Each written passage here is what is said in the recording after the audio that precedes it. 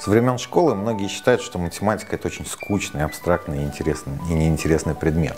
А на самом деле это не так. И на лекции мы постараемся убедиться в том, что это в действительности очень интересный, очень увлекательный.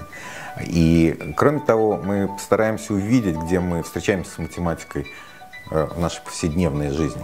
Помогут нам это мультфильмы, сделанные с помощью компьютерной 3D-графики, проекта «Математические этюды». И мы увидим, что, как работают параболические антенны. Мы увидим, что даже покупая апельсин, можно оценить, что вы покупаете в основном кожуру, а не вкусняшку.